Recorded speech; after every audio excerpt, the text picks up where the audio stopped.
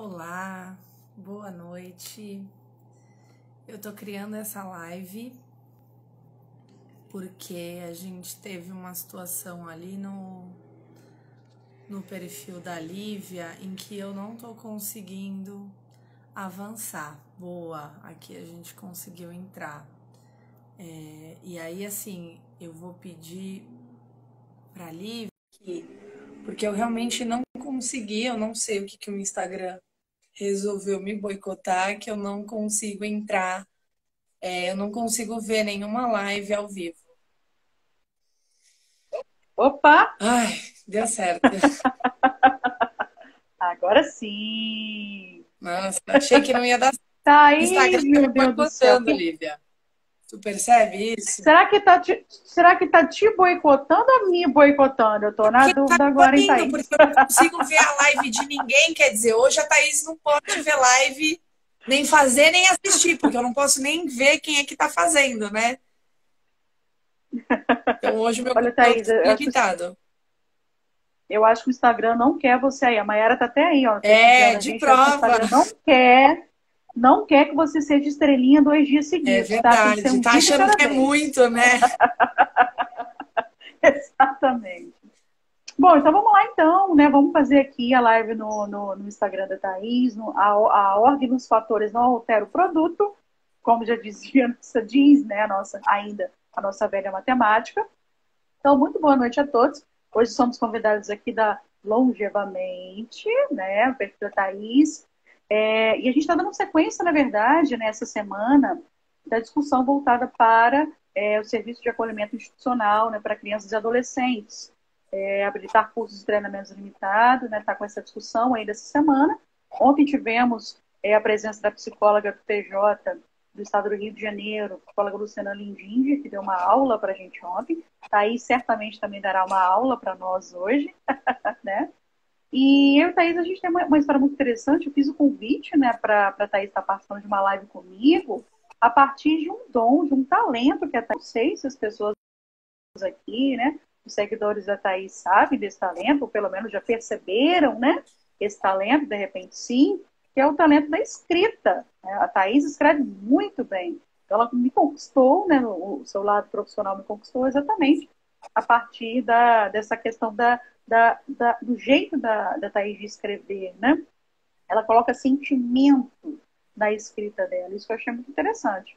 Ela colocou um relato lá de uma experiência que ela teve, né, no serviço de acolhimento institucional, e esse relato que ela vai estar trazendo para a gente aqui daqui a pouco. Então, seja muito bem-vinda. Mais uma vez, agradeço muitíssimo, tá, sua presença, sua participação, ter aceitado o convite, tá? E, Thaís, antes de mais nada, por favor, né, se apresente, porque eu sou capixaba. Ontem tá falando com o pessoal ali nessas idas e vindas da live. Já apresentei para você hoje, Thaís, umas 3 vezes já. É verdade. Então, apresentando novamente, tá falando que eu sou capixaba, né? Ontem eu conversei com uma psicóloga do Rio de Janeiro. Ela, na verdade, ela é capixaba também, mas já está atuando no estado do Rio de Janeiro. E você é do estado de São Paulo. Então, eu não vou te apresentar, não. Quero que você, por favor, né, passar as honras para você, se apresente para as pessoas que estão aqui presentes. Tem algumas pessoas que não te conhecem, as que estão aqui, as que irão assistir a live também depois. Então, por favor, se apresente para todo mundo. Tá bom. Lívia, em primeiro lugar, eu queria agradecer o convite, pessoal que não conseguiu aí assistir a live antes, né? Eu sou assistente social, eu sou formada desde 2015, e aí eu me especializei em gerontologia, mas eu trabalho há mais de 4 anos em um serviço de acolhimento de crianças e adolescentes, né? Nós estamos localizados aqui na Baixada Santista, então nós aqui somos considerados os caiçaras, né? O nosso escritório aqui é na praia. E aqui é uma região bem de bastante vulnerabilidade social, né? Então as cidades aqui elas têm um índice muito alto aí de vulnerabilidade social, né? E aí nesses 4 anos eu desenvolvi essa atuação como assistente social, entre muitos erros e acertos que a gente vai conhecer aqui hoje. Então, a gente já conheceu muita coisa e eu, para complementar, gente, eu conheci a Thaís, eu não falei antes, foi pelo LinkedIn, tá? Um texto que a Thaís escreveu lá no LinkedIn, falando exatamente sobre, né, a realidade do serviço de acolhimento, uma situação que aconteceu com ela, eu tenho um perfil lá, né, enquanto pessoa, né, enquanto empresa também, a Thaís também tem. Então foi por lá que eu me encantei, né, pela atuação profissional da Thaís, que ela vai começar a falar para a gente agora, dividir, né, algumas situações, a partir de uma pauta que a gente elaborou. Pensamos em elaborar uma pauta para não esquecer nenhuma demanda, né, nenhum assunto específico. Se vocês tiverem, gente, algumas questões, quiserem participar, interagir, fiquem super à vontade, eu gosto muito disso. Tenho certeza que a Thaís também gosta bastante. E vamos lá, Thaís, vamos lá, então, conhecer um pouquinho da realidade aí do estado de São Paulo. Ontem vimos um pouquinho da Capixaba, do Rio de Janeiro, agora a gente quer saber sobre São Paulo. Thaís, então vamos lá. Vamos falar um pouquinho, algumas considerações iniciais aí acerca do serviço de acolhimento. Queria que você apresentasse para a gente quais são os tipos de violação de direitos mais observados aí na sua atuação profissional. São 4 anos que você atua, né? Quais são os tipos de violação de direitos que mais aparecem, Thaís? Eu acho que assim, a negligência e a violência são os mais comuns. E aí a negligência, eu acho que é uma violência silenciosa muito... talvez eu acho que até mais cruel do que a violência física. Porque a violência física, embora seja muito cruel, ela faz com que o acolhimento seja muito direto, né? Então, assim, diante da violência física, diante de uma denúncia, essa criança é acolhida. A negligência é feito um trabalho da rede que às vezes tenta cercear esses cuidados da família, que acabam não sendo muito viáveis e o tempo vai passando. E aí, quando a gente fala de tempo dentro de um acolhimento, tudo corre muito rápido, né? Então, assim, uma situação de negligência que aconteceu aos 8 e o acolhimento só aconteceu aos 12, já é um período muito exponencial para essa criança de ter vivenciado várias situações de vulnerabilidade, né? Então, ela chegar com 12 num espaço, com regras, com situações que exigem um certo comportamento diferente do que ela vivia, é muito difícil. Mas eu acho que essas duas violências são as mais importantes, né? O abandono é em menores casos, geralmente nos recém-nascidos, né? Que são casos já diretamente do hospital, ou até mesmo com algum familiar, com alguém que também não tem condição, mas são casos que eu considero menos recorrentes. Os casos mais recorrentes aqui em São Paulo hoje são os casos de acolhimento tardio, né? Com crianças e adolescentes aí na faixa etária dos 12 para cima. Nossa, tardio, então. Sim, bastante. Que coisa. Interessante, eu vou fazendo um comparativo entre os estados, a Luciana ontem também apresentou que negligência, em se tratando de Espírito Santo e também, né, do estado do Rio de Janeiro, também é um dos principais tipos de violação. E em relação à violência, ela trouxe destaque para a violência sexual, você trouxe destaque para a violência física, no caso. Sim. E é mais a realidade de vocês. Mas então a negligência, de fato, está num patamar, né, gigantesco a nível de Brasil, vamos colocar, ou pelo menos a região sudeste, né? Já que temos a referência aqui de 3 estados. E como é que é o trabalho da equipe interprofissional lá dentro? Assistente social, psicólogo, educador, juntamente com a coordenação também. Como é que é o desenvolvido do trabalho de vocês, Thaís? A nossa coordenadora é uma assistente social, então ela é uma mulher já... ela foi assistente social da instituição, hoje ela é coordenadora, então, com um aporte teórico muito grande, né? São 15 anos de atuação. E aí somos eu e a psicóloga e temos os educadores. Eu gosto muito de falar isso porque eu acho que é um privilégio muito grande meu, né? Que tanto a antiga psicóloga que trabalhava comigo como a atual são profissionais extremamente comprometidas com o nosso código de ética, são extremamente comprometidas com o nosso trabalho. Então, assim, as nossas discussões são muito pautadas no nosso trabalho e sempre se desenvolvem de uma forma pensando no melhor das crianças. Então, já houveram situações aí que nós discordamos em posturas, mas, no geral, em situações de rede, nada em situação em relação à postura de uma ou da outra, né?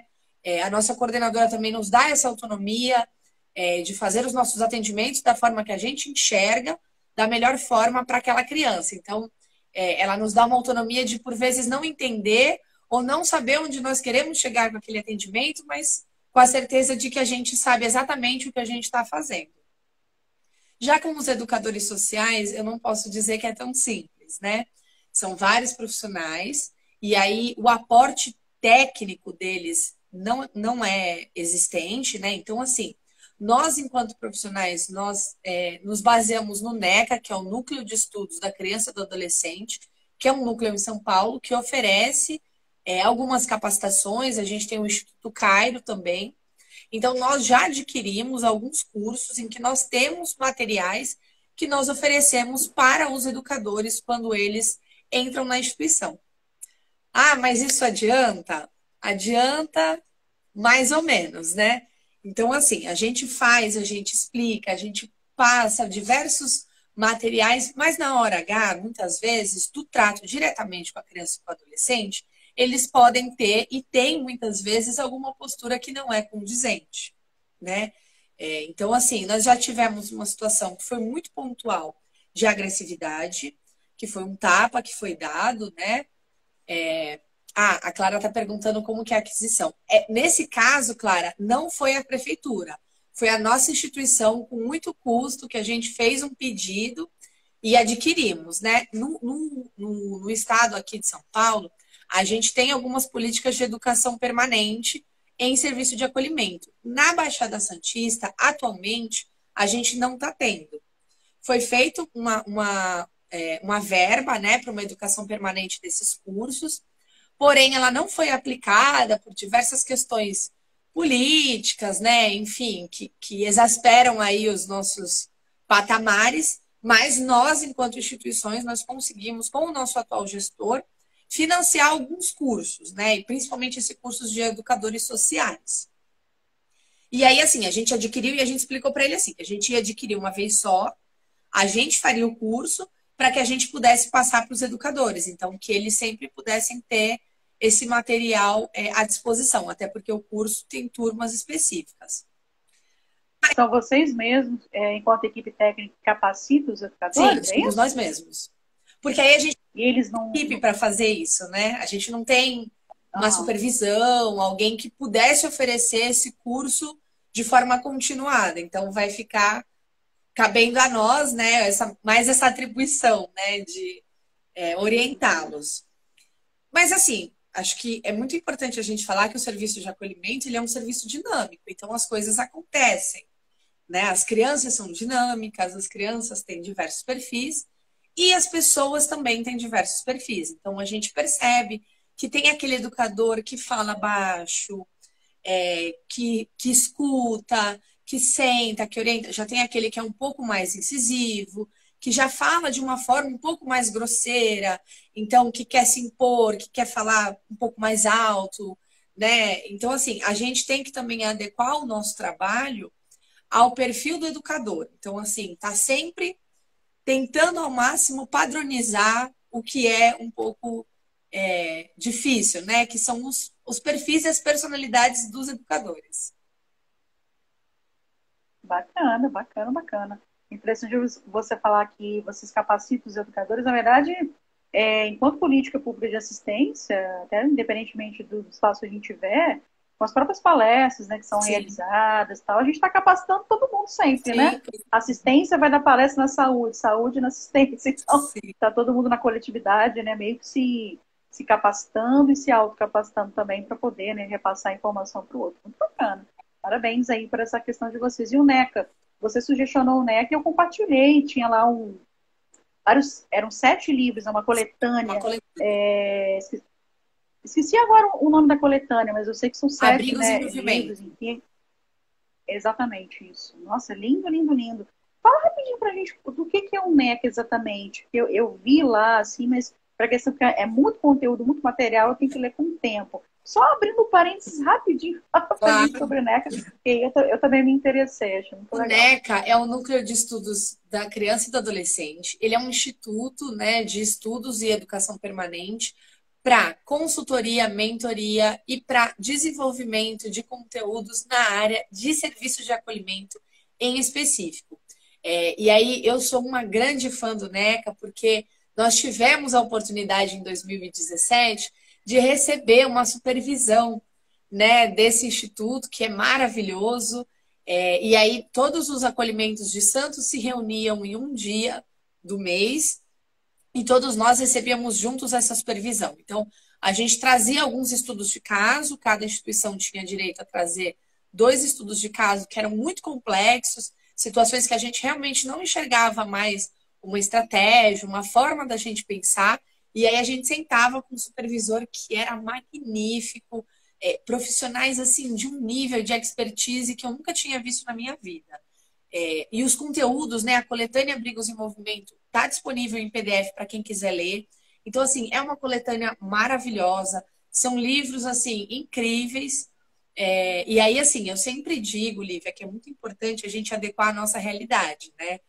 O NECA está trabalhando com um tipo de SAICA e nós talvez trabalhemos com outro, né? Então, talvez não seja tudo que você vá conseguir colocar em prática, e eu sempre falo isso, para que as minhas colegas e os meus colegas não se sintam frustrados, né? Então, assim, nossa, Thaís, li tudo maravilhoso, mas eu não consigo colocar em prática. Tudo bem, né? O NECA é um espaço de estudo, ele está ali mostrando qual é o nosso ideal, onde nós queremos chegar e onde nós podemos chegar se nós estudarmos, mas isso não quer dizer que vai acontecer do dia para a noite. E aí, além disso, eles têm cursos profissionalizantes, né? E aí tem um instituto Fazendo Minha História, que é um instituto lindo, é outro que eu sou completamente apaixonada, que o Instituto Fazendo Minha História é esse espaço que é um projeto para contar a história das crianças dentro do serviço de acolhimento. Então, eles confeccionam álbuns para trabalhar em oficinas com as crianças. Confeccionar fotos, todas essas memórias, trabalhar esse período de acolhimento para que quando ela saia, seja por maioridade, seja por família substituta, seja por qual for o motivo, ela tenha esse álbum e isso trabalhado com ela das memórias dentro do acolhimento. Muito, muito, muito, muito, muito massa, muito legal mesmo. Eu vi o conteúdo lá, achei assim, é muita coisa, né? Muito livro para poder ler, mas eu passei o olho assim, realmente, eu achei fantástico. A Natália Paulo está perguntando aqui onde que eu disponibilizei. Então, tem um grupo no WhatsApp, eu até fiz, uma semana da ética do posicionamento profissional. E aí as pessoas que entraram para poder adquirir, né, um curso que a princípio eu estou vendendo, né, que é Conduta Ética e Antiética no Parecer Social. A gente criou um grupo, né, as pessoas foram alocadas lá e recebiam todos os materiais. Aí eu falei, o curso já foi lançado, mas quem quiser continuar aqui, todas as lives, né, todos os eventos que a Habilitar Cursos estiver realizando, a gente vai estar disponibilizando material, vamos estar conversando, enfim, levando conteúdo, né, para quem estiver no grupo. E as pessoas, algumas ainda continuam por lá, então eu perguntei, Thaís, tem alguma coisa para poder sugestionar? E aí eu li aquela coletânea toda, achei fantástico, falei, vou colocar agora lá no grupo. Mas depois, então, eu faço um stories e coloco o site do NECA, porque no site direto está lá na página específica, aí tem como todo mundo tá baixando. Então, vou deixar essa sugestão para a Thaís. Também é a parte, mas também é bem legal do pessoal conhecer. Sim, de suma importância. Tem vários assuntos, vários temas ali. O primeiro livro é até contando histórias, né? Sim. Histórias, bom, pelo que eu pude perceber ali, pelo que eu li mais ou menos, são histórias reais, né? Sim. Testemunhos. Então, eu considero muito importante que as profissionais têm mesmo que ter acesso. Obrigada, Thaís, pela sua sugestão, foi ótimo.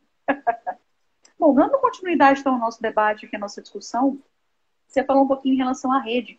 Como é que é o diálogo intersetorial aí? Porque tem as atribuições específicas dentro do serviço de acolhimento, mas vocês precisam ter contato com as outras políticas públicas. Como é que é esse contato? É desafiador também, né, o dia a dia do trabalho? Compartilhe um pouquinho com a gente a realidade de São Paulo. Tá, e aí então eu vou falar bem especificamente de São Paulo e eu realmente espero que essa não seja a realidade de vocês em outros lugares. Aqui nós não temos uma característica muito clara e fechada, e eu já falei isso aqui em alguma live sobre o idoso, em característica em relação aos CAPs. Então, assim, hoje eu acho que um desafio muito grande nosso é uma padronização do atendimento dentro do CAPs. São 2 CAPs que nós temos de referência no município e o plano terapêutico é muito diferente.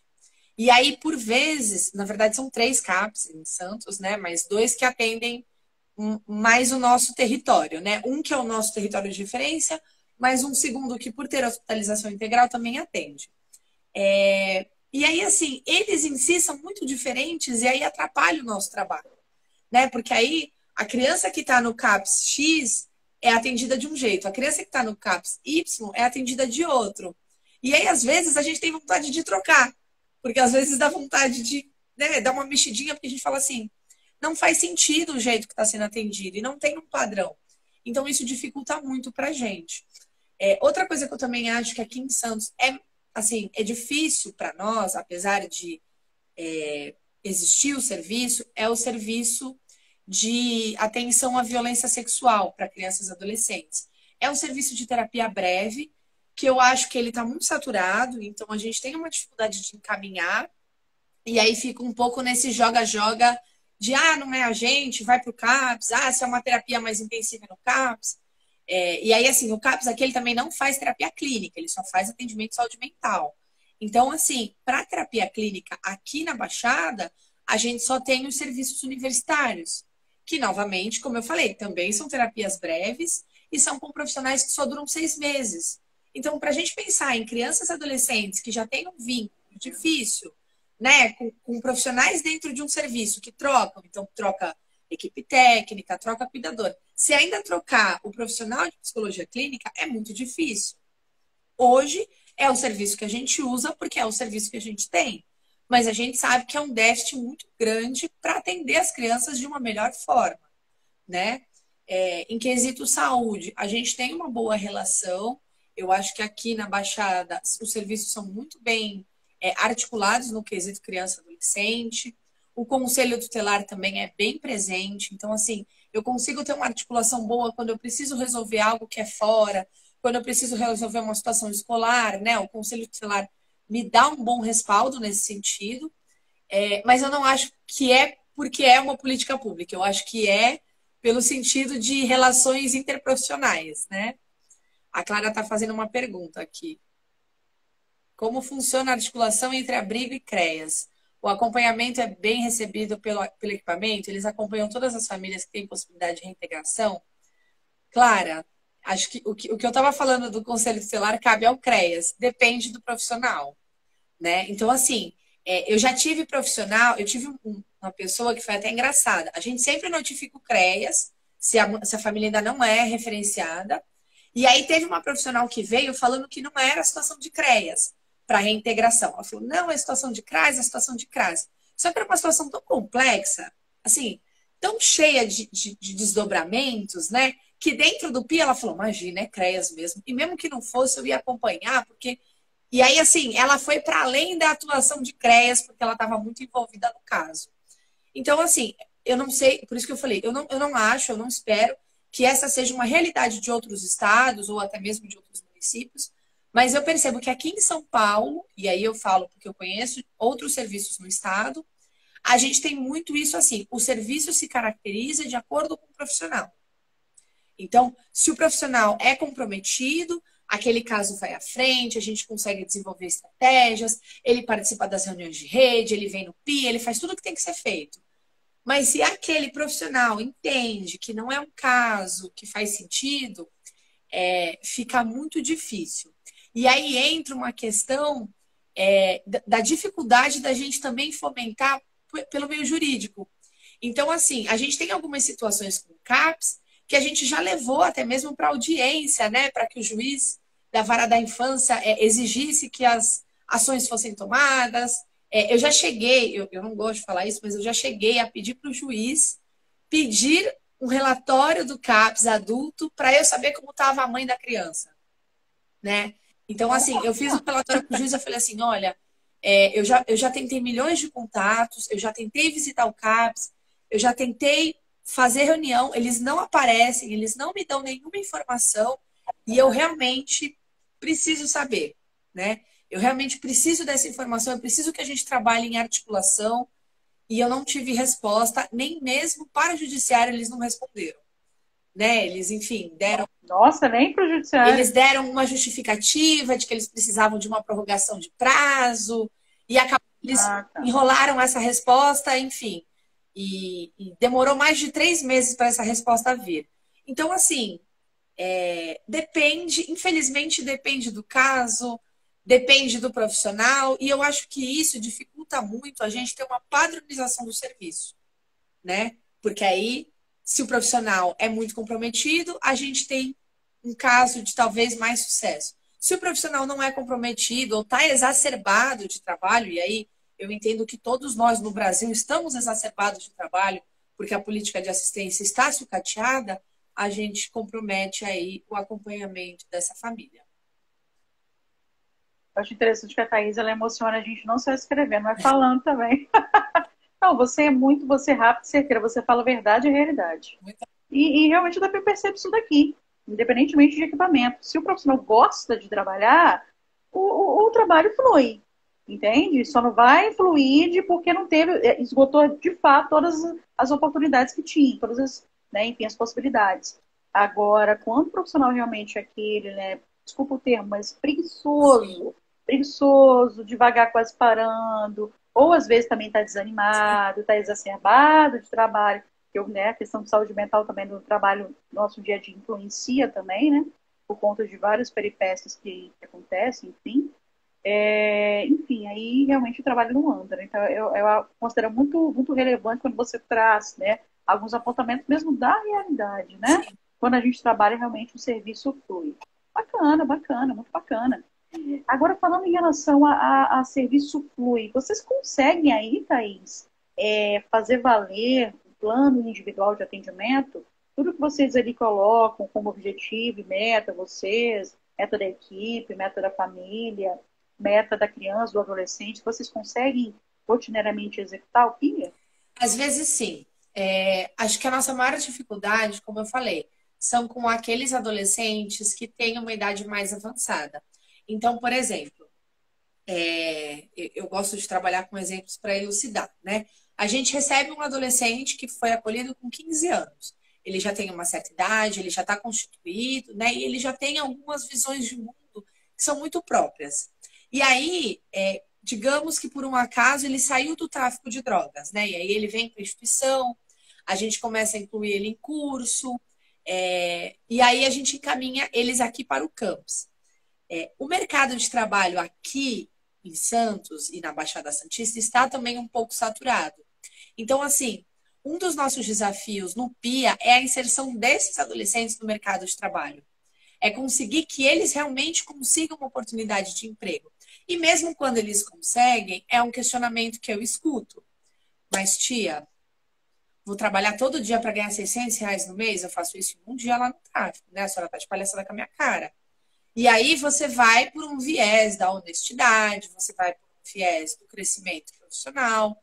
E aí, assim, alguns escutam, mas infelizmente, meu maior percentual é deles não conseguirem enxergar a longo prazo quais são esses ganhos.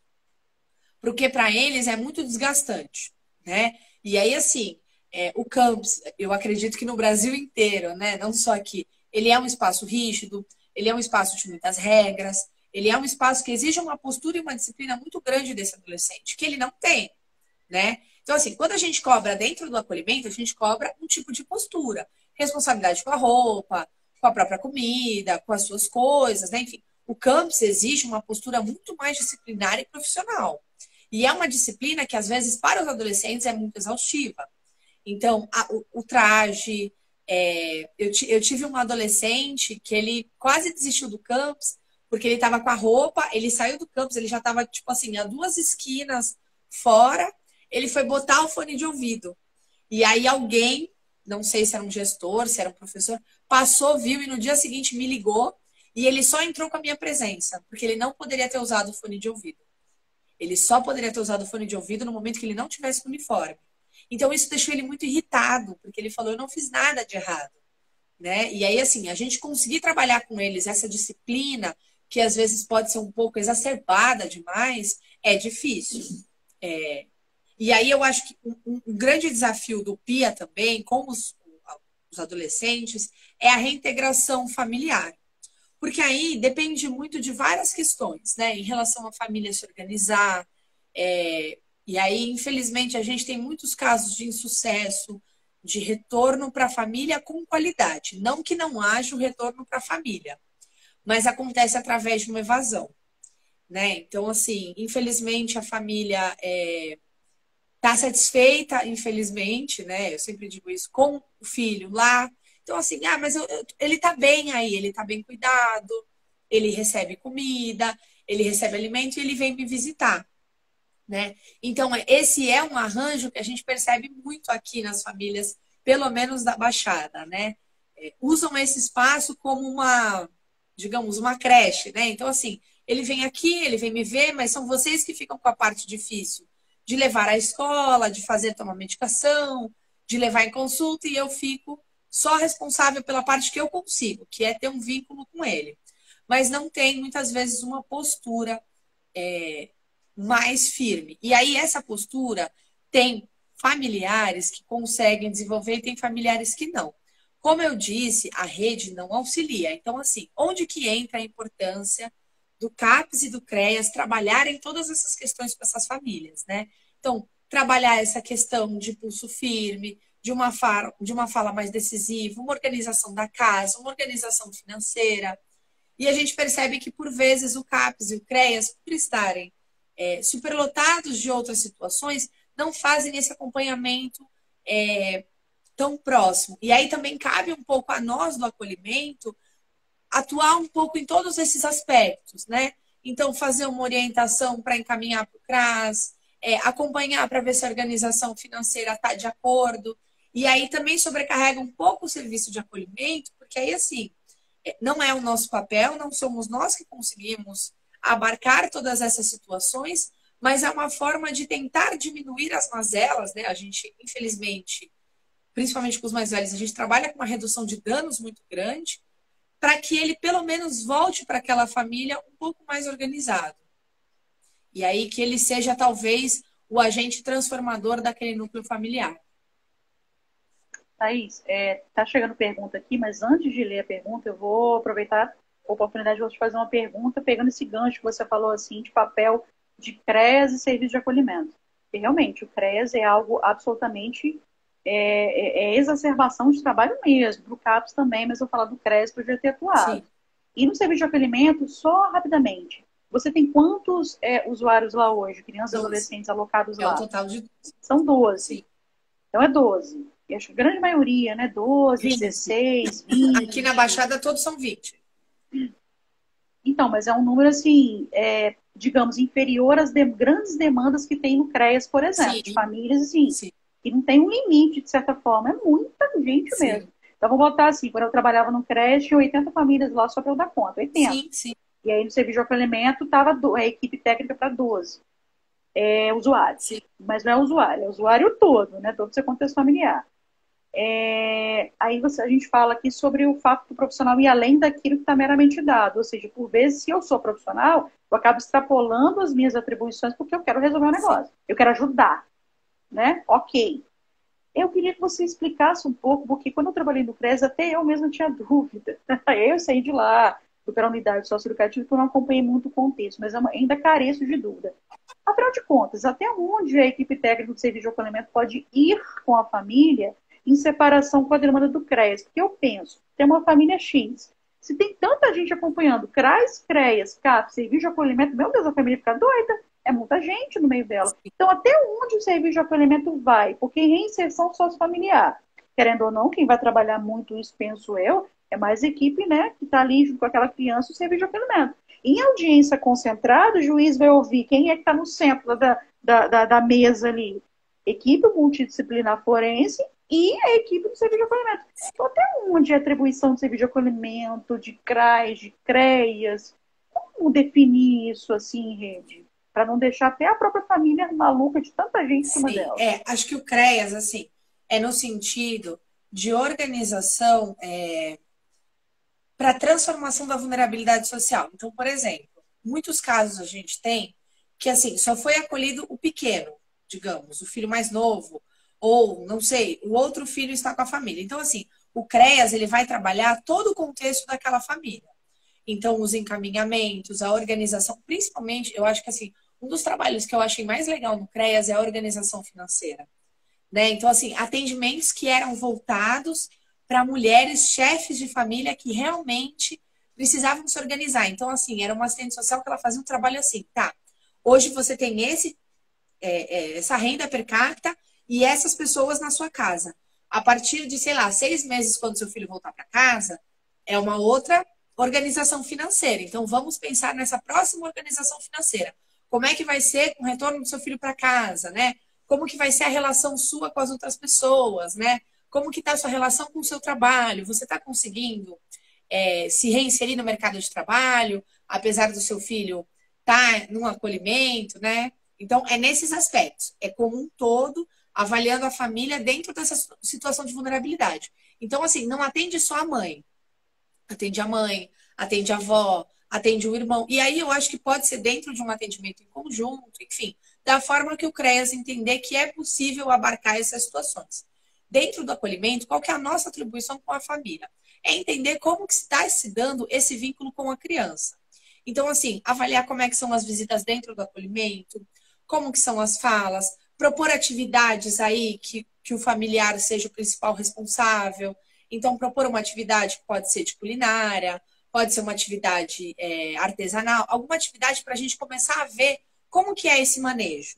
É um manejo saudável? É uma comunicação que é fluida? Ou então não, é uma comunicação truncada, a mãe grita, a criança chora, eles não se entendem, né? E aí, assim, avaliando isso, qual é a possibilidade de eu fazer uma visita domiciliar naquela casa e entender aquele contexto? Para entender assim, tá, ela saiu daqui por um motivo, mas hoje quais são as estratégias caso seja possível dela retornar para essa casa? Então, se for para ela ficar só um final de semana aqui, tem quem fique com ela? Né? Então, assim, talvez para morar junto teve diversas situações, mas para um final de semana a cada 15 dias é possível uma tia se organizar, ou até a própria genitor, o próprio genitor se organizar para receber. E aí também, assim, fazendo essa visita lá, como que essa visita está se dando, né? Então, assim, o que a criança traz de volta quando ela chega? Quais são as informações que ela nos traz, né? O que é que ela está vivenciando? Então, isso eu acho que é muito importante, né? Nós tivemos uma situação uma vez de uma menina que ela foi institucionalizada por um irmão mais novo por uma situação de abuso, né? E aí, assim, o que nós entendemos é que o abusador havia saído da casa, que era irmão da genitora. No momento que a gente estava se preparando para o desacolhimento, a gente percebe que o abusador retornou ao convívio. E a gente percebe isso graças à clínica de psicologia dos universitários. Então, a gente retoma todo esse trabalho e na audiência a gente pontua que a gente não ia mais fazer esse fortalecimento de vínculos, porque a gente entendeu que esse afastamento do abusador foi temporário, não era permanente. Então, que a mãe não entendia a importância desse distanciamento. Então, esse é o nosso trabalho focado. O nosso trabalho com a família é no convívio com a criança. Manejo, comunicação, espaço, organização. Só para finalizar esse assunto agora, uma dúvida cruel. Se por acaso o CREAS não teve como atender, porque está aquela loucura toda, não fez o acompanhamento à família, como é que vocês fazem? A gente faz esse acompanhamento. Por exemplo, vai ter audiência concentrada, tem que ter uma solução. A gente faz esse acompanhamento, então, não tem jeito, né? É o que eu sempre falei. Então há um diálogo entre os equipamentos. Né? Olha, sinto muito, aqui tá uma loucura, toma que o filho é teu. Tipo assim. Infelizmente, quando não tem a gente faz. E o CAPS também, nesse ponto, se propõe a auxiliar também. Então é diálogo em rede, né? Diálogo em rede. Não sei se ocorre na maioria dos municípios, mas você está bem perceptível que isso está acontecendo. Sim. Vamos ver, então, está chegando pergunta aqui, Thaís. Vou ler, eu gosto de ler os comentários também, né? Eu considero muito importante valorizar os comentários dos colegas, e a gente vai lendo o comentário e vai fazendo as perguntas para você. Bom, quando você falou em relação ao CAPS, né, a Luísa Silva disse que todo CAPS, todos os CAPS acho que são iguais. No meu município, a Fono atende demanda de psicologia. Veja bem isso, hein, Thaís? Aqui também é. Tem uma pergunta aqui que eu já vou ler. Aqui também é dessa forma? Então, é a realidade a nível de Brasil. Vamos ver aqui, tem um comentário aqui, tem uma pergunta que eu vou deixar, mas antes eu vi um comentário da Natália que diz o seguinte: quando eu trabalhei no abrigo como cuidadora, eu ouvi isso de um pai, que era pai para o filho continuar no abrigo, porque lá ele parecia que estava em um hotel e lá era muito melhor do que ele em casa. Vejam bem. Nosso juiz aqui da Vara da Infância, ele fica maluco de raiva quando ele escuta essas coisas na audiência. E ele chama a atenção. Imagina. Ele chama a atenção do pai quando fala isso. Que bom, tem que chamar mesmo. Aí tem uma pergunta da Clara aqui, Thaís, que diz o seguinte: no nosso município tem aparecido muitos casos de genitores que entregam as crianças e adolescentes e relata não querer mais os filhos por demandarem muito. Isso tem acontecido muito com vocês também? Olha, a gente recebe, geralmente esses são os adolescentes, né, que a gente recebe nesse sentido, assim, que o genitor, qual que é o fenômeno, né? Que eu acho que ele é muito claro. A gente vem fazendo uma análise, né, situacional aqui da Baixada Santista, que a gente percebe que os genitores, eles têm uma constituição de criar as crianças, de criar os filhos, né, até uma certa idade, com uma certa liberdade. Então, assim, deixa a criança ficar à vontade, fazer um pouco do que ela quer. E aí, isso acontece até mais ou menos uns 7, 8 anos de idade. Quando a criança começa a entrar numa fase um pouco mais velha, né? E aí eu chamo aí antes da adolescência, né? Esse período pré-adolescente, a criança começa a desenvolver uma personalidade um pouco mais solta, né? Um pouco mais livre. Então, assim, olha, agora eu quero fazer isso, isso e isso. E aí chega aquele momento em que a genitora começa a querer tomar a rédea da vida da criança um pouco tardiamente, né? Então, assim, quando a criança era muito nova, ela deixava assim a criança um pouco mais à vontade de fazer as coisas que ela queria. E aí, quando a criança vai ficando um pouco mais velha, a gente percebe que ela já não tem mão, né, para lidar com situações. Até porque, assim, são vivências de vulnerabilidade, então são vivências também de pessoas que viveram eternamente com uma certa liberdade. E aí vai chegando uma certa idade, né, a idade um pouco mais crítica, dos 10 até os 12 anos, algumas crianças, dependendo do perfil e dependendo da personalidade, começam a se apresentar muito efetivas. Então, assim, ela se constituiu diante dessa liberdade que foi criada para ela, e agora ela também não tem mais um certo respeito pelo familiar, né? Então a gente escuta muito esses relatos, né? Então, assim, eu vou pro bailão e eu vou chegar a hora que eu quiser. Não, você vai chegar 10 horas. Não, imagina, né? Não vou chegar 10 horas. Você nunca colocou uma regra em mim, não é agora, com 12 anos, que você vai me dizer que 10 horas eu vou estar em casa. E aí a gente tem uma questão também que eu acho que é muito importante da gente contextualizar, que eu não estou culpabilizando a família, mas eu entendo que é um reflexo do que os pais fazem, do que os genitores, do modo de vida que os genitores assumem para si e apresentam para os seus filhos. Né? Então, assim, é natural que se esse é o seu método de vivenciar a vida, sem regras, sem horários, sem grandes padrões estipulados de regras, é natural que o seu filho vai reproduzir isso claramente. E aí, essa é uma das grandes dificuldades iniciais quando ele entra no acolhimento. Porque aí no acolhimento tem hora para tomar café, tem hora para almoçar, tem hora para dormir, tem hora para isso, tem hora para aquilo. Então, para eles, é um choque de realidade muito grande, né? E aí é por isso que muitas vezes acontece, em alguns casos, a evasão.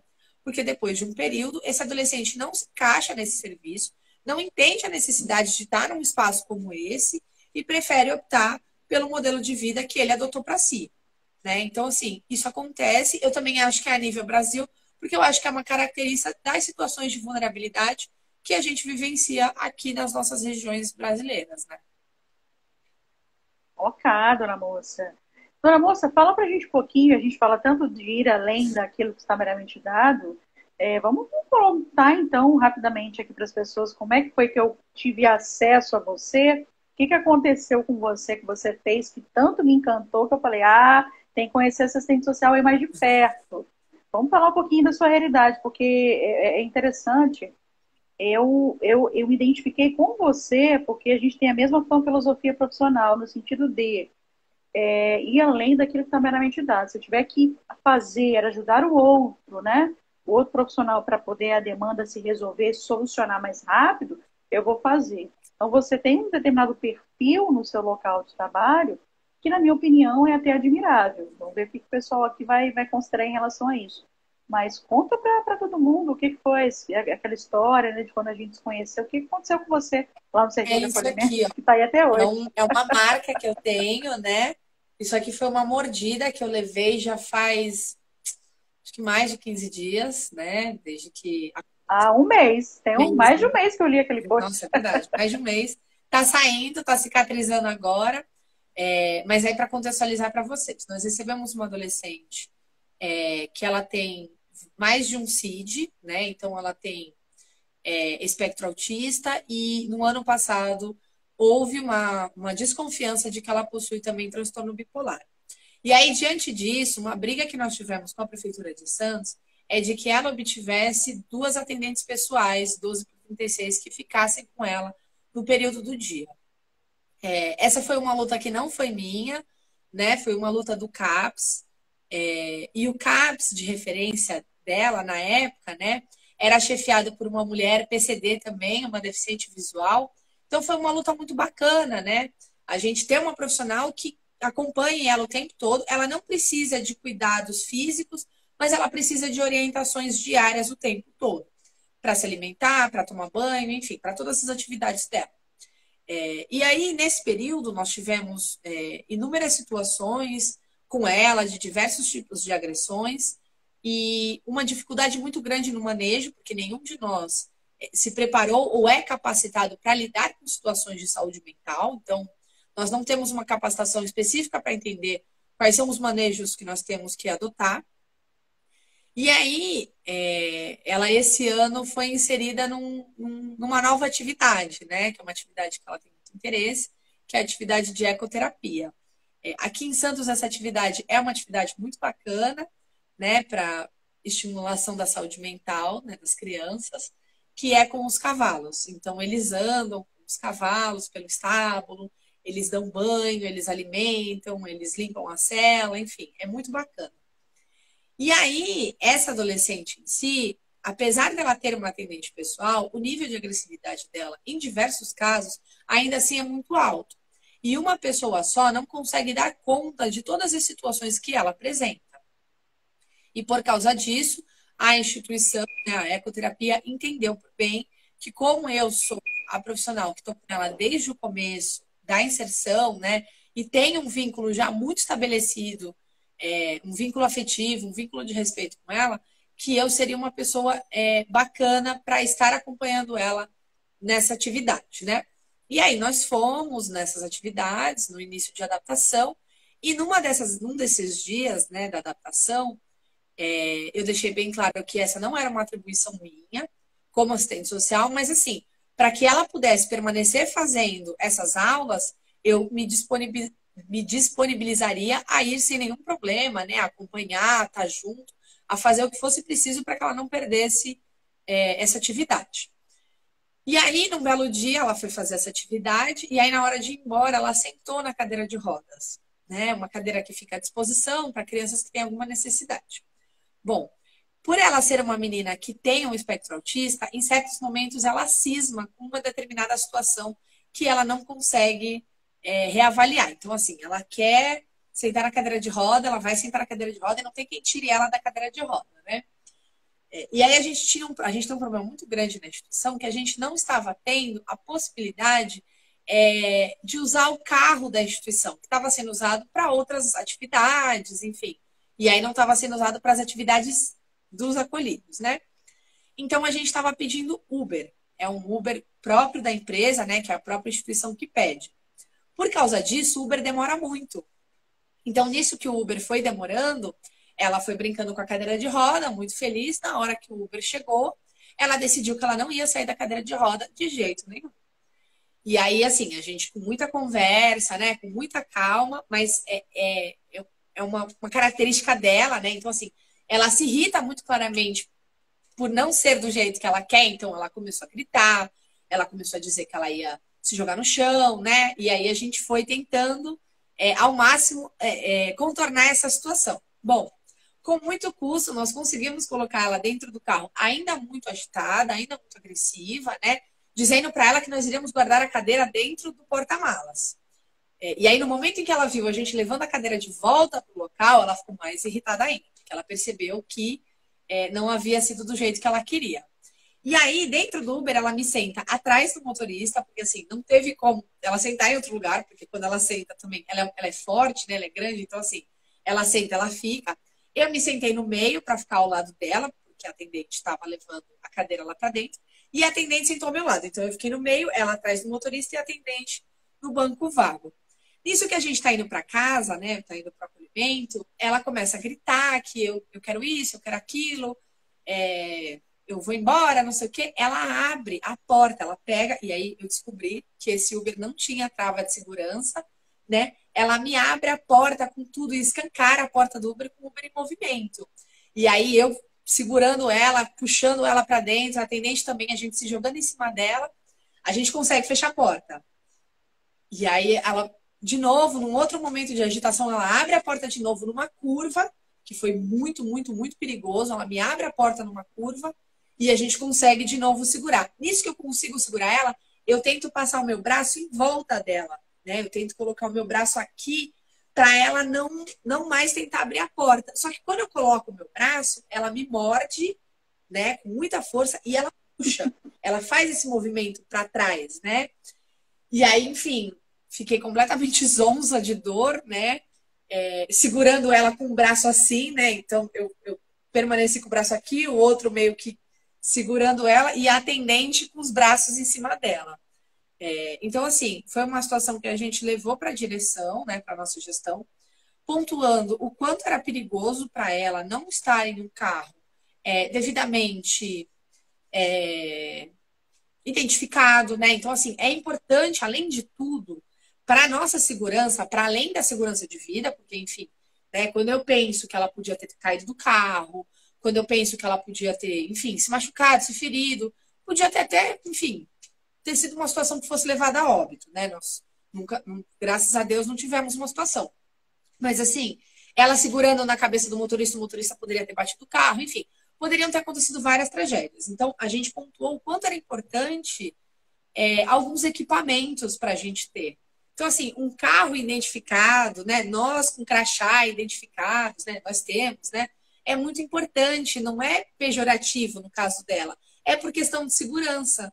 Porque se a gente não está devidamente uniformizado num carro que esteja devidamente identificado, o que as pessoas de fora também podem pensar. Então, a gente já teve diversas situações de pessoas que quiseram chamar a polícia, chamar a ambulância, né? Apesar da gente falar que não havia necessidade, né? Explicar, mostrar o crachá que nós éramos de um acolhimento, a gente passa por essas situações, né? Então, essa foi uma das situações, acredito eu, que a mais grave que eu já tive até hoje na minha atuação. Nossa, gente, e imagina a gravidade realmente, porque a marca está aí até hoje, já tem mais de um mês. Sim. Tem mais de um mês, pelo menos um mês e meio deve ter, Thaís. E essa é uma situação muito, muito, muito séria. E antes eu pedir a sua opinião em relação, né, à questão dos educadores e tudo mais, mas conta um pouquinho pra gente, divide um pouquinho com a gente outras situações assim que aconteceram, porque como você falou, tem que ter muita expertise, muito conhecimento teórico, prático também, uma capacitação de fato permanente, né? Profissional, no sentido de saber dosar as situações, porque senão vários boletins de ocorrência Sim. vão ser realizados aí dentro do serviço de vocês. Sim. E vocês certamente filtram muita coisa para não chegar nesse ponto até de uma estabelecer um ato infracional para o adolescente sair de um espaço do serviço de acolhimento e ir para um espaço de medida socioeducativa, né? Então, assim, conta outros casos aí, outras situações. Tem fugas também, que às vezes são constantes também, que acontecem. Vou falar um pouquinho agora, friamente mesmo falando, em relação, friamente / abertamente falando mesmo da realidade do serviço de acolhimento institucional. As fugas, assim, as evasões são muito difíceis para a gente e eu considero, eu me sinto muito frustrada com toda e qualquer evasão que a gente registra, mas infelizmente acontece, né? Então, assim, no período de pandemia nós tivemos 2 evasões, 3 evasões que foram muito sérias, né? E aí, principalmente pelo quesito de não poder sair, de ter que cumprir com normas de higiene que eram muito sérias, né? Nós tivemos uma situação de um adolescente que ele chegou, claramente tinha feito uso de substâncias psicotrópicas, né? E aí, assim, muito alterado, querendo resolver várias situações, querendo criar vários conflitos. E aí nós tentamos impor para ele a questão de que ele não poderia continuar saindo devido à pandemia, né? e ele disse que ele iria sair de qualquer jeito. Ele estava tão alterado que quando eu fui tentar conversar com ele, eu falei assim, olha, eu vou precisar conversar com os seus genitores, né? Talvez até com a sua família. Ele ficou tão alterado que ele me empurrava assim contra a parede, e aí tinha uns sacos de cimento em que eu caí em cima sentada. Cada vez que eu levantava, ele me empurrava. Ele falava assim, você vai falar para quem? Você vai falar para quem? Você vai falar o quê? E ele me empurrava e falava assim, não tem por que você me empurrar, né? Não tem necessidade. E aí, lógico, isso cria um rebuliço nos outros acolhidos, porque aí eles já querem sair, eles já querem bater, né? Graças a Deus eu tinha trancado as portas de dentro, né? Então, assim, a gente estava no quintal, né? Entre a porta de alumínio para sair da instituição e as portas para dentro da casa, que também estavam trancadas, né?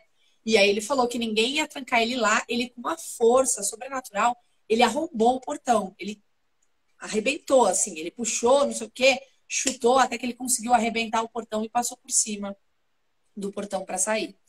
E disse que não ia voltar para a instituição, porque ele não ia ficar preso, porque ele não estava na Fundação Casa. Mas, assim, são situações muito difíceis, né? Já tive muitas situações também que são muito complicadas, que é de automutilação também, né? Então, assim, a gente já recebeu muitas ameaças, como no caso de uma adolescente que ela quebrou um espelho do quarto, que era um espelho grande, e aí ela usava os cacos de vidro para não deixar a gente entrar no quarto, né? Então, ela se automutilando, e aí assim, eu vou te furar, eu vou acontecer, né? A gente já recebeu ameaça de, eu sei onde você mora, eu vou depois quebrar sua cara, né? Por situações que eles não consideravam muito condizentes. Nesse sentido, a gente não considera a evasão como uma questão só deles. A gente enxerga que é um reflexo da sociedade que a gente vive. Mas para o nosso trabalho, isso é muito difícil, né? E aí eu acho que, assim, uma das situações que mais me chateou e que eu já vivenciei, que foram horríveis, foram as situações de saúde mental grave, né? Então, eu já tive diversas situações que, assim, a criança estava num sofrimento de saúde mental tão grande que a gente chamou o SAMU para que ela fosse encaminhada, né, para o pronto-socorro municipal, mas o SAMU não conseguiu levar. Eles tiveram que chamar a Polícia Civil para amarrar aquela criança, né? Então, para que ela ficasse imobilizada e não colocasse em risco nem a própria vida, nem a vida dos profissionais, para que ela fosse encaminhada para um centro de saúde mental. Então, são situações muito chocantes, né? E aí, assim, se a gente for levar a ferro e fogo, todas as vezes que rola uma ofensa, todas as vezes que rola uma ameaça, ou até mesmo que rola, assim, agressão física eu entendo que é de cada um, mas assim, essa agressão física que aconteceu comigo, várias pessoas me perguntaram, mas você não vai fazer um boletim de ocorrência? Né? Você não vai correr atrás dos seus direitos? Eu falei, mas o que você quer que eu faça? Né? Correr atrás dos meus direitos em que sentido? Né? E aí, tanto esse adolescente que tinha feito uso de substâncias, como essa menina que tem diversos CIDs, são crianças e adolescentes em situações de extremo sofrimento emocional. Né? Então, eu não entendo que cabe a gente levar por um lado mais policialesco. Né? Então, assim, ele me xingou. E aí, assim, a gente tem educadores que já fizeram boletim de ocorrência até por xingamentos, que são coisas que, enfim, pode acontecer até no ambiente familiar, entre pais e filhos. Em algum momento, eu tenho certeza que pode já ter acontecido com várias pessoas, né? Então, a gente levar pelo lado policialesco de que me ofendeu, né, me xingou, eu vou fazer um boletim de ocorrência, a gente volta para um aspecto muito retrógrado de orfanato, né, em que eles eram vistos como delinquentes. A gente passa a não vê-los mais como crianças e adolescentes em um estado de sofrimento mesmo. Não, e é interessante ouvir você falar, que eu até perguntei, Thaís, isso tudo, essas agressões, né, tudo mais aconteceram com você trabalhando enquanto assistente social ou, né, nessa questão de você, de fato, ir além daquilo que está meramente dado e ajudar todo mundo? Porque a Thaís tem esse perfil mesmo de ajuda e de trabalho mesmo. Aí que você explicar para as pessoas também, Thaís, eu acho que é importante que acontecer enquanto a sua atuação de ajuda. Como assistente social, alguma situação assim, não. Mas eu também gostaria que você complementasse a sua fala também, porque os educadores, querendo ou não, eles estão na linha de frente. Sim. Igual, por exemplo, quando eu trabalhei numa unidade socioeducativa para adolescentes conflituais, o que eu muito falava era, ele está na linha de frente, são os agentes socioeducativos. Sim.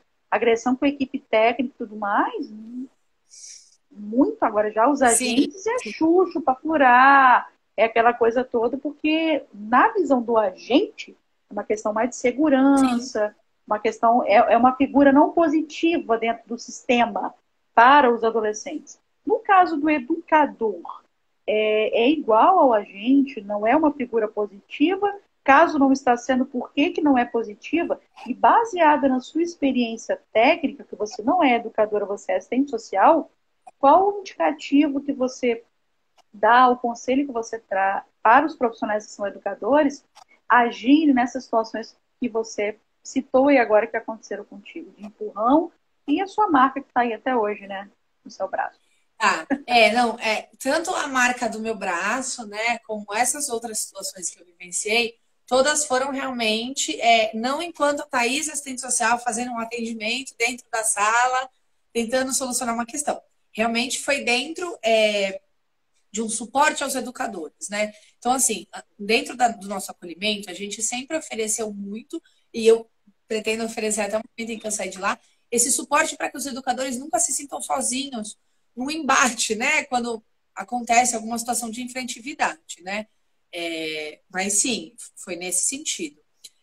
No caso dos educadores, eles são uma figura positiva de acordo com o perfil, né? Porque assim, eu sempre digo isso, né? Que eu sou uma figura positiva e negativa dentro da instituição. Eu sou muito positiva quando eu sou brincalhona, quando eu dou risada, quando a gente dança junto, mas eu sou extremamente negativa quando eu falo que não vai ter, que não vai fazer, que não vai acontecer, que não é desse jeito, né? Então eu entendo que dentro da instituição o nosso caráter ele é educativo, tanto dos educadores quanto da equipe técnica, né? Então assim, é você saber dosar a hora certa, de você ter um pulso firme, de você mostrar assim que ser afetivo é importante e ser incisivo também. Então, assim, a gente precisa ter a hora de brincar, de dar risada, né? Então, assim, eu já fiz, nesse período de pandemia, eu fiz diversas festas temáticas para as crianças, né? Tudo isso, como eu falei, não a Thaís assistente social, a Thaís, enfim, pessoa, né? Persona que gosta de festa, mas, assim, no interesse de mostrar para eles que, assim, tem a hora da brincadeira, tem a hora da gente se divertir, né? E aí, assim, as festas dentro da pandemia também foram com a intenção de que, como já estávamos todos nós ali juntos, né? E eles não poderiam ir para lugar nenhum, que estreitasse essa relação com os cuidadores. Então, assim, que eles vissem os cuidadores de folga, que eles vissem os cuidadores conversando, porque é algo que eles têm interesse, né?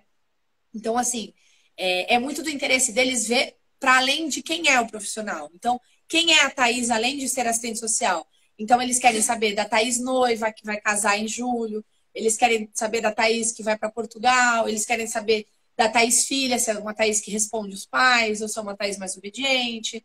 Da Thaís irmã, se é uma Thaís que enche o saco, ou se é uma que fica tranquila com a irmã. Então, assim, todos esses aspectos devem ser trabalhados nesse quesito de nós criarmos um vínculo, de ser uma figura positiva de respeito, né? Então, assim, a gente troca muito com eles, mas nesse sentido. As agressões físicas aos cuidadores são muito raras, incrivelmente, porque, como eu falei, quem geralmente sai na linha de frente primeiro, né? Quem realmente fica com essa função acaba sendo eu e não eles, né? Até por um receio aí de como que eles vão reagir a essas situações, eu acabo sempre me colocando mais à frente, e aí, assim, é um perfil profissional meu, eu não acho que todos os assistentes sociais têm que fazer isso, né? E entendo perfeitamente quem não faz.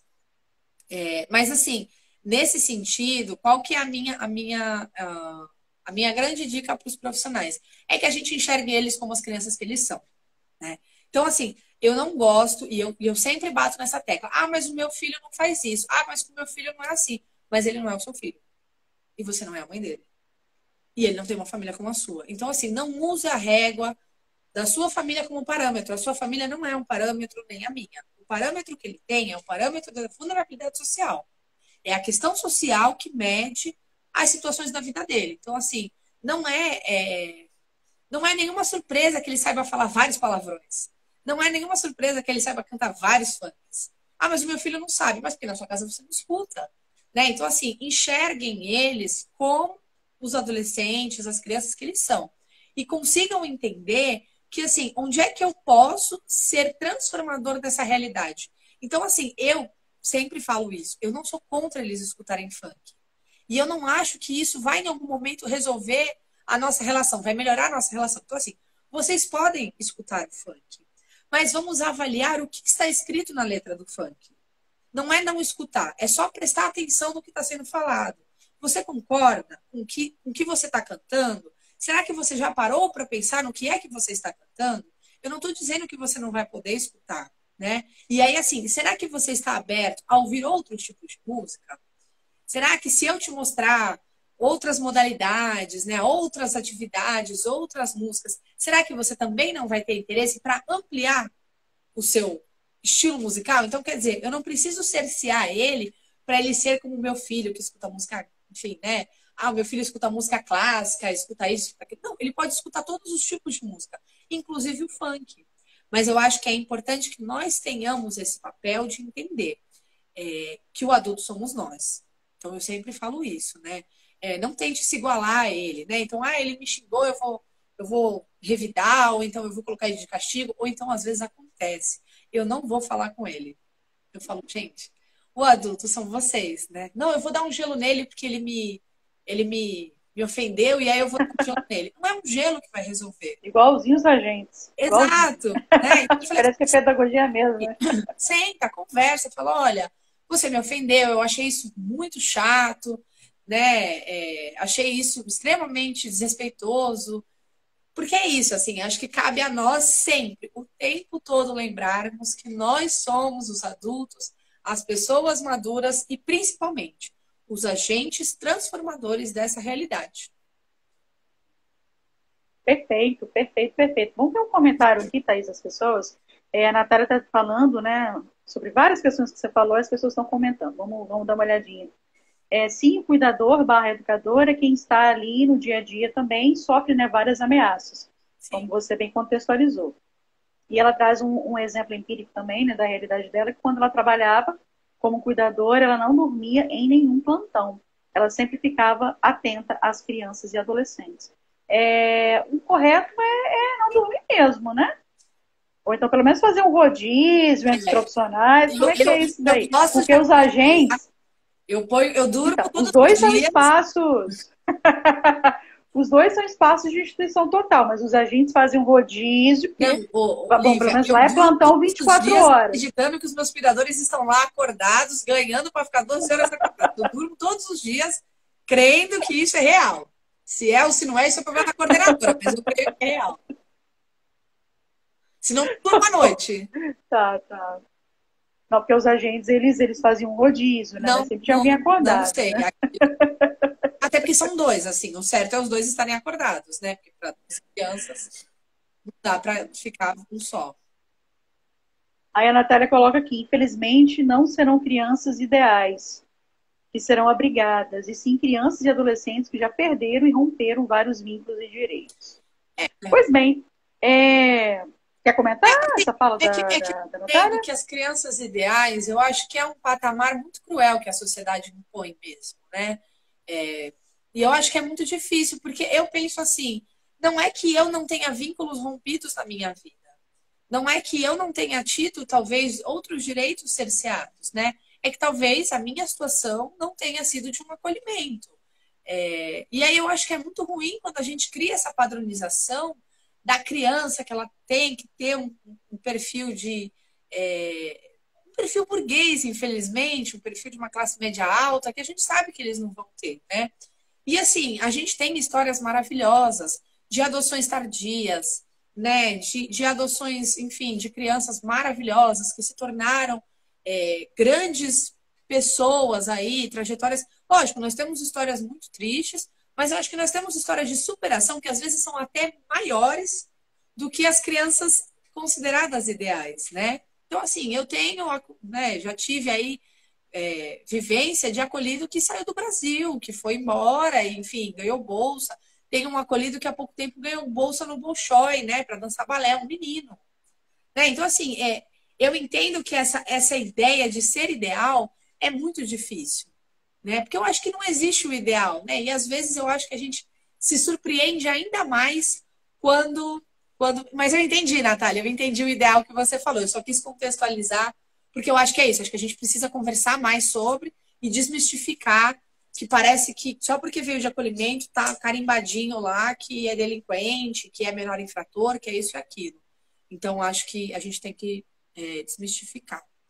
E aí a Rita perguntou, o que fazemos quando há evasão? Bom, inicialmente a gente faz a buscativa, né, junto com o CAPS, a gente vai atrás, a gente avalia a possibilidade de trazer de volta.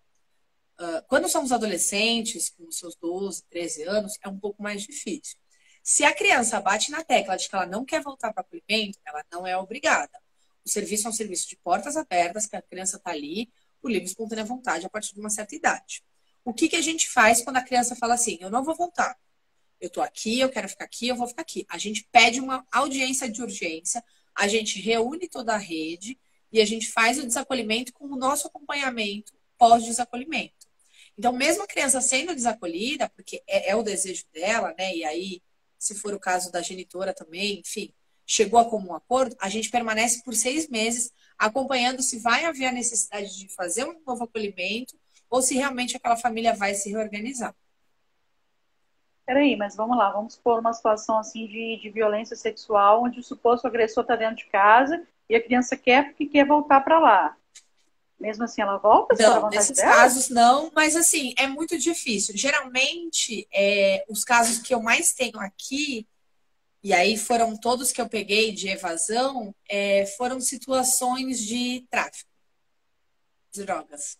Ah, Então, tá. são bem difíceis. E aí, assim, mas como eu falei, isso também se a gente enxerga com a rede que é capaz de fazer o acolhimento. Porque eu já tive situações que eu busquei o adolescente 4 vezes e não adiantou. Então, assim, não era um ambiente propício, era um ambiente com uso de substâncias, era um ambiente extremamente violativo, mas não havia ninguém que conseguisse fazer ele ficar dentro do acolhimento. E ele passou por vários acolhimentos. Ele passou por todos os acolhimentos de Santos, até que uma hora, enfim, infelizmente, ele foi detido e foi para a Fundação Casa. Então, assim, são situações que, e aí acho que é muito importante a gente contextualizar isso, a gente como assistente social, que fogem dos nossos dedos, né? Então, foge da nossa atuação, foge do que a gente consegue, às vezes, fazer. Sim. Tá lendo o comentário da Natália? Então, aqui, assim, é que mesmo que o adolescente não queira voltar para acolhimento, a gente não tem como prender ele aqui, né, Natália? Então, assim, a gente já teve situações que a gente teve que desacolher e acompanhar dentro do serviço. Por isso que é tão importante o CREAS, para que ele acompanhe e entenda que, assim, tem casos que a gente não consegue garantir o acolhimento, que a gente não consegue manter ele preso. Principalmente quando é um adolescente de 12, 13 anos, né, que já tem uma certa autonomia para sair sozinho, e aí, enfim, a gente entende que nesses casos o que a gente consegue fazer é acompanhar dentro do território dele e não dentro do acolhimento. E aí a gente acompanha dentro do território. Perfeito. Perfeito, perfeito. Vamos então, Thaís, para as nossas considerações finais. Uma perguntinha final aqui. Tinha mais ou menos umas duas aqui, mas você contextualizou tanta coisa que nem tem necessidade de fazê-las.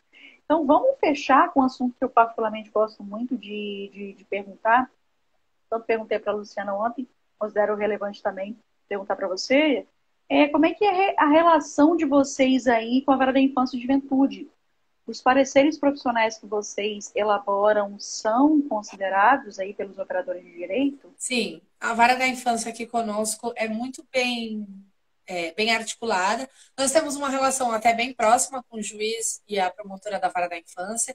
Então, algumas situações a gente até resolve direto, enfim, né? Geralmente a gente intermedia pela equipe técnica do fórum, mas se é uma situação urgente, a gente remedia dessa forma.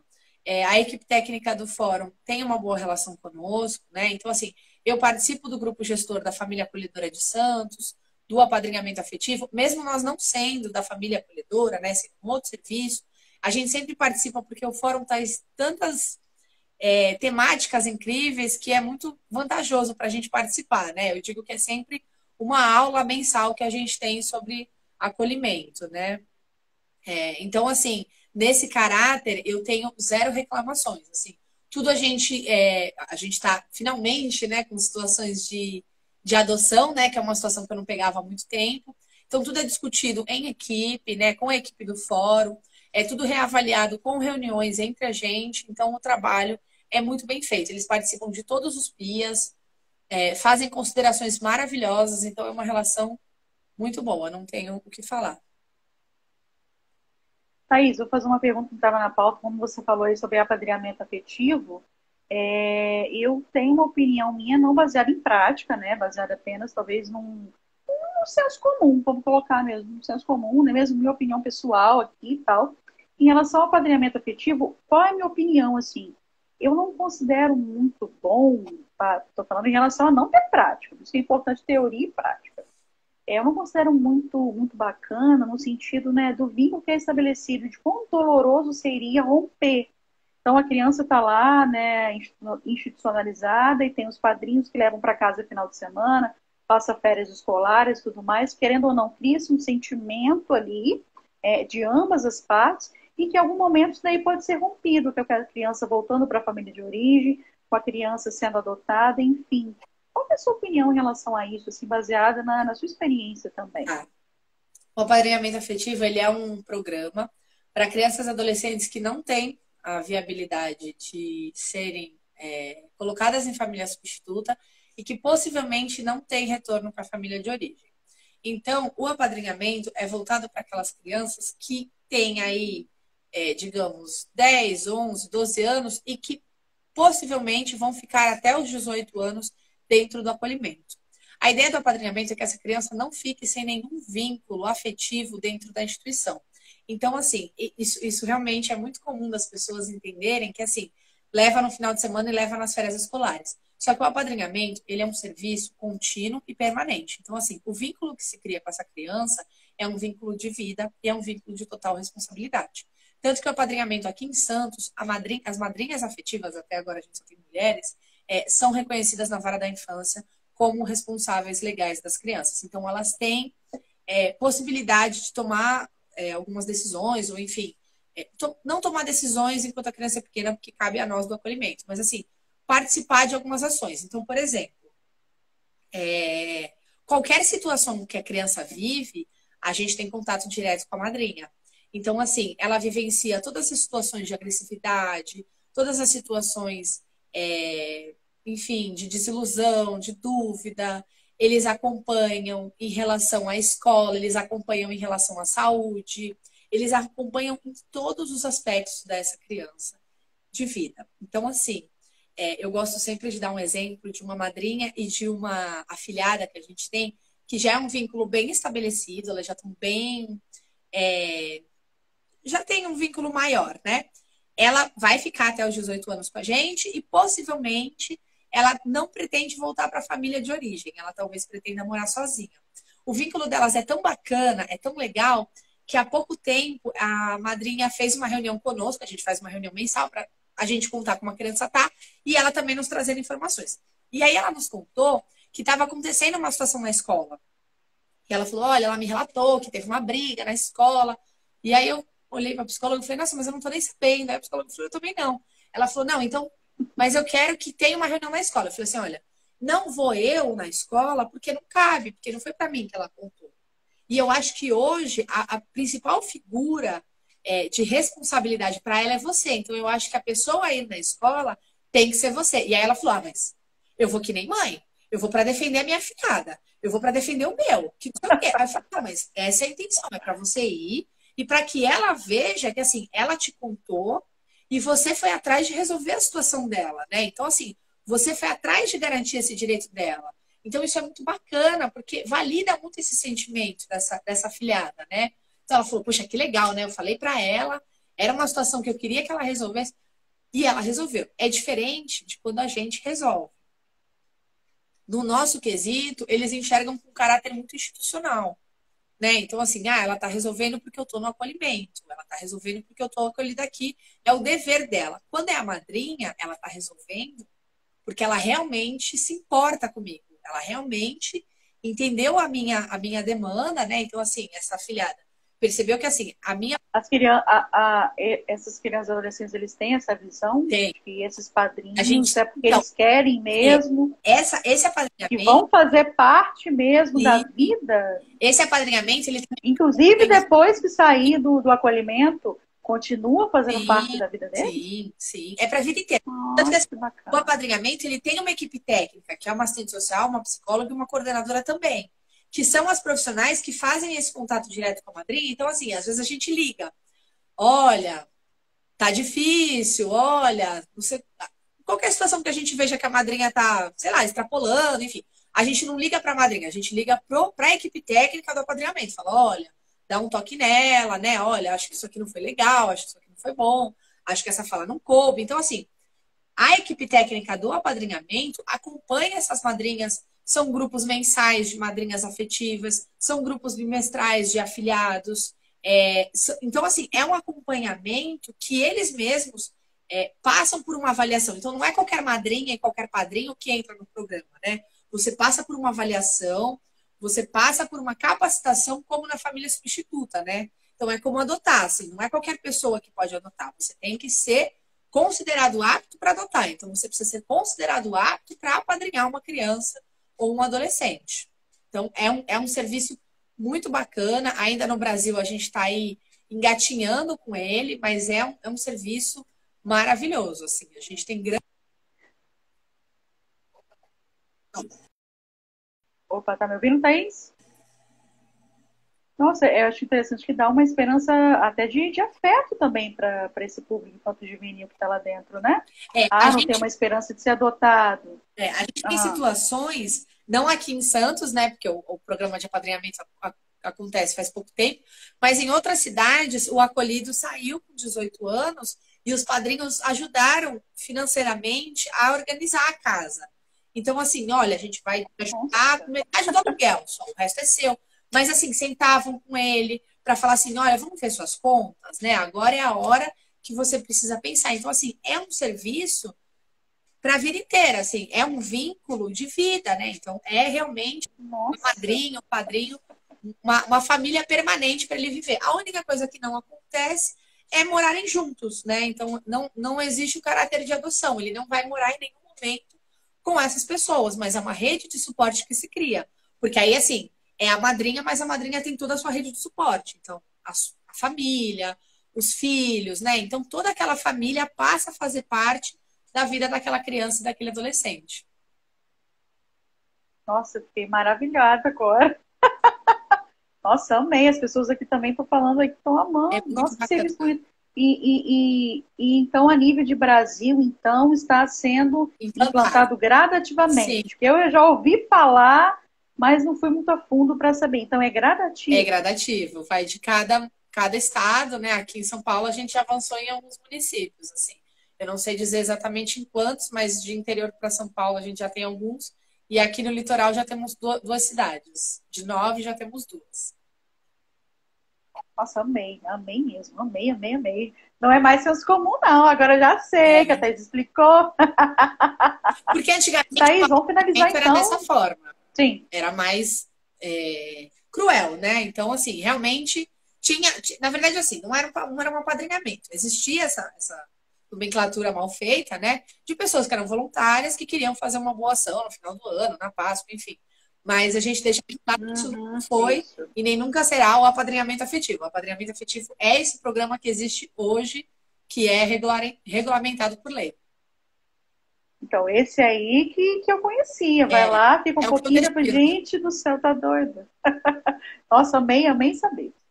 Thaís, então vamos finalizar então. Ah, engraçado, né? Com você a live não cai, comigo só cai. Então, assim, percebeu como é que o Instagram tá doidão, né? Então, ótimo. Estamos aqui há quase 1h30 já. Ah, A gente já está nossa aqui senhora, conversando. Já a hora passa que a gente nem vê. O assunto é tão bom, tão maravilhoso que ele, né, passa a gente nem vê. verdade. Eu acho, então, tem algumas pessoas que não conhecem o seu perfil no Instagram. Interessante que a gente está falando sobre criança e adolescente, mas o seu perfil, onde você traz, né, todo o seu posicionamento profissional, fala sobre outra temática. Então, por favor, apresenta o perfil longevamente para quem ainda não conhece. Por favor, sigam essa profissional aqui, que deu para vocês verem quão, né, comprometida ela é com a profissão dela de assistente social. Então, Por favor, explica pra gente um pouquinho do Longevamente. Bom, incrivelmente, apesar de eu trabalhar em Saica nesses 4 anos, né? Eu trabalhei em LPI também nesses 4 anos. E aí, assim, a minha especialização realmente é de gerontologia. O meu carinho realmente é o envelhecimento, é o que eu quero estudar, mas não deixo de lado o meu trabalho, né?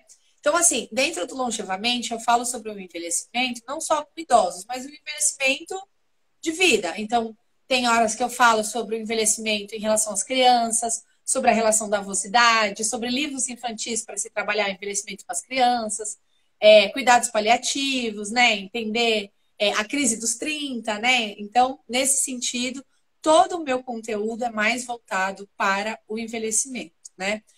Trouxe ontem também um conteúdo que eu faço um comparativo entre esses dois espaços de trabalho, entre LPI e SAICA, porque todo mundo sempre falou muito isso, né? Assim, você trabalha com as duas pontas da vida, né? O início e o fim. Então, ontem eu trouxe um pouco esse comparativo. E eu faço algumas mentorias voltadas para assistentes sociais da prática profissional, principalmente voltadas para idosos, né? Atendo e já atendi, já fiz algumas mentorias para as assistentes sociais que têm interesse em falar sobre SAICA, e fico aí à vontade, mas é isso. O meu foco principal hoje é o trabalho com o envelhecimento. Maravilha, maravilha. Muito bom. E daqui a pouco vai sair do Brasil, né? E em Você julho está eu estou indo para compartilhando com a gente. Portugal, continuar os estudos em envelhecimento lá e, se Deus quiser, também atuar como assistente social, se possível, fazer uma próxima faculdade de psicologia, né? E aí continuar os estudos e expandir longevamente para ser internacional. Minha querida, Deus já está te abençoando, você pode ter Amém. certeza absoluta. Que profissionais como você, né, a gente precisa muito e ele honra, né? Ele honra com certeza todo mundo que se esforça, que faz sua parte, que faz a diferença. Porque a gente muito tem necessitado aí de profissionais do nosso campo de atuação em vários espaços. Então é isso, obrigada, obrigada. Deixa essa live gravada, por favor. Tá? Deixa gravar, depois eu vou compartilhar nos stories lá do perfil da Habilitar. Foi um prazer fantástico, minha querida, estar aqui com você, com todos vocês que estiveram presentes aqui, a nossa companhia aqui na live. Obrigada mais uma vez por ter aceitado o convite. Espero que a gente tenha a oportunidade de uma próxima vez falar um pouquinho da temática mesmo do Longevamente, né? Que é voltada para a pessoa idosa, terceira idade. Essas nomenclaturas estão certinhas? Pessoa idosa, terceira idade, tem alguma outra? Oi? Pessoa idosa, terceira idade a gente não usa. Ah, não? O que a gente usa então agora? Envelhecimento. A gente prefere usar envelhecimento, velhice. Eu sempre falo da gente não fazer eufemismos. A gente fala o que é, né? Então não é os grisalhos, é os velhos. E tá tudo bem falar velho, porque a gente vai ficar velho um dia. E tá tudo bem falar as palavras reais do que acontece. Então a gente tem que fazer mais uma live aí agora com esse certeza. tempo da Thaís agora explicar tudinho pra gente. Com certeza. Então é isso. É isso, Thaís. A Natália tá, né, mandando sucesso para você, tudo Muito de bom. Obrigada pela partilha. Nossa, muito obrigada. Obrigada mais uma vez a todos. Super obrigada. Nem imaginei que tinha passado tudo isso. Foi um prazer, gente. Obrigadão. Até a próxima. Prazerzaço, Thaís. Beijo para você, beijo para todo mundo. E bora agora deixar essa live gravada para a gente poder compartilhar para mais pessoas assistirem. Beleza. Beijo, bom feriado para todo mundo. Tchau, tchau. Fica com Deus.